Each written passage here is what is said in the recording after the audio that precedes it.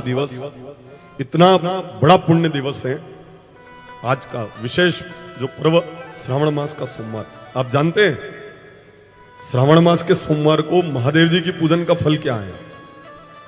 ध्यान में है किसी को? सुनना,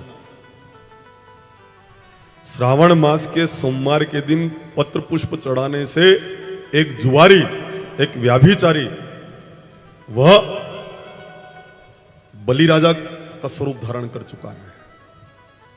ये मन गढ़ंत बात नहीं बोल रहा हूं। स्कंद पुराण के प्रथम खंड में कथा आती है। बलि राजा का पिछला जन्म क्या था, जिसके माथे के ऊपर भगवान अपना चरण पधराते हैं, उस बलि राजा का पिछला जन्म क्या था, ये स्कंद पुराण के प्रथम खंड में कथा आती है। हमारे 18 पुराण में खाली 2 प्रमाण ऐसे मिलते हैं जहां पर किसी भक्त के माथे पर भगवान ने अपना चरण पधराया है। हाथ तो कई भक्त के माथे के ऊपर रखे हैं, पर चरण खाली 2 भक्तों के माथे पर रखा है।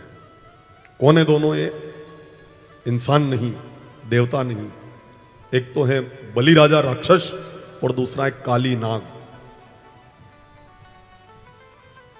काली नाग के माथे पर भी श्री कृष्ण जी ने नृत्य किया है ना, बलि राजा के माथे पर भी अपना चरण पधराया है ना।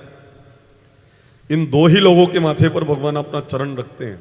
चरण रज अहिल्या को दे दियो, पर चरण तो 2 भक्तों को सौभाग्य मिला है, एक तो बलि राजा और एक काली नाग। आखिर बलि राजा का ऐसा क्या पुण्य था कि भगवान स्वयं नारायण उनके माथे के ऊपर अपना चरण पधरा रहे हैं? आइए बलि राजा के उस पुण्य को अपन समझते हैं।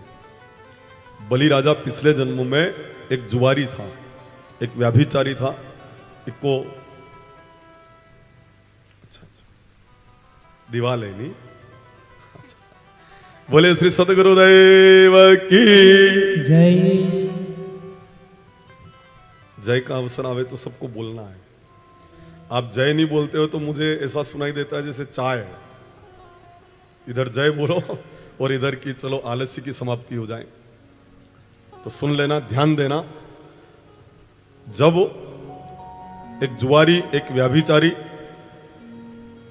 एक वेश्यागामी ऐसा व्यक्ति है जो बहुत बुरी वृत्ति वाला व्यक्ति है, अधार्मिक है, श्रावण मास के सोमवार के दिन एक फूल का गजरा, पान का बीड़ा और कुछ पैसे लेकर एक वेश्या को देने के लिए जा रहा है। दिन था श्रावण मास का सोमवार। चलता चला जा रहा है। चलते चलते कई तरह के वो विचार कर रहा है और पाप के ही विचार कर रहा है, अच्छा विचार नहीं कर रहा है। अचानक उसको ठोकर लगी, नीचे गिरा, हृदय परिवर्तन हुआ और पास में एक महादेव जी का मंदिर था। उस मंदिर में जाकर उसने फूल का गजरा, पान का बीड़ा जो वेश्या को देना था वो महादेव जी को चढ़ा दिया है। पान का बीड़ा भी चढ़ा दिया है, पैसे थे वो भी चढ़ा दिए हैं। और इसी समय इस व्यक्ति की मृत्यु हो जाती है। स्कंद पुराण के अनुसार इसी समय इस व्यक्ति की मृत्यु हो गई। यमराज के पुर में इसको ले गए। क्या पाप और क्या पुण्य किया इस जुआरी ने? तो कहा कि जीवन भर ही वह पाप करता रहा, अधर्म के काम करता रहा, चोरियां करता रहा, डाके डालता रहा, सभी दुर्गुण इसके अंदर थे। इसने पुण्य क्या किया है? खाली एक पुण्य किया है कि मरते समय महादेव के ऊपर श्रावण मास के सोमवार के दिन फूल का गजरा और पान का बीड़ा चढ़ा दिया है। इसके बदले क्या व्यवस्था?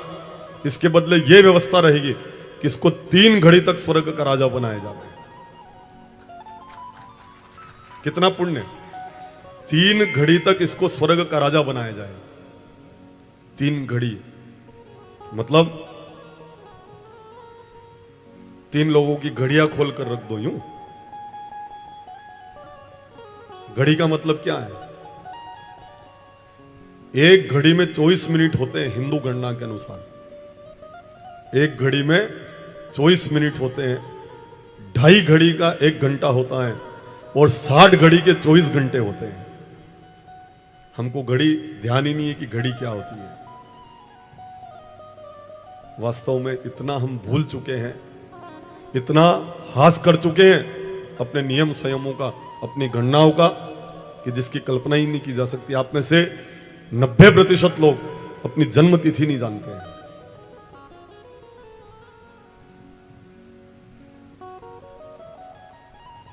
काला बुशर्ट टी शर्ट, दो ही खड़े हो जाओ। क्या जन्म तिथि आपकी?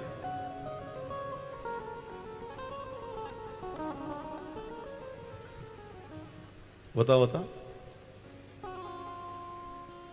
है कहीं 16/5 तो कही रहे तुम? 17/11/2005 अपने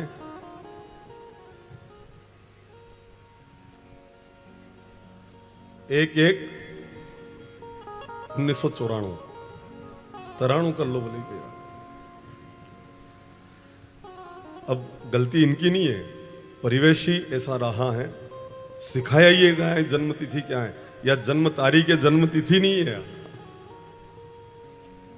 अब हिंदू गणना तिथि से होती है। अब कई तिथि है, मैं बहनों से भी पूछ लूं, जीजिया याद है जन्म तिथि? नहीं याद। अब पहर किसको कहते हैं नहीं मालूम। 3 घंटे का एक पहर होता है, 8 पहर के 24 घंटे होते हैं। मण अब ज्यादा नहीं उलझाऊंगा, आप इधर ही आ जाओ कथा में ही। तो 24 मिनट की एक घड़ी होती है, तो 3 घड़ी तक इसको स्वर्ग का राजा बनाया जाए, मतलब 24 दिया 72 मिनट तक इसको स्वर्ग का राजा बनाया जा रहा है। इंद्र को नीचे उतार दिया और जुआरी को वहां पर बिठा दिया।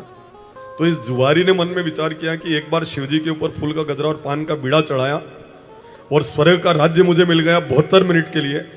72 मिनट के लिए तो राजा मैं हूं, जो चाहूं मैं दान दे सकता हूं। तो 72 मिनट में इतना दान किया इस जुआरी ने कि स्वर्ग में फूटी कोड़ी नहीं रहने दी इसने।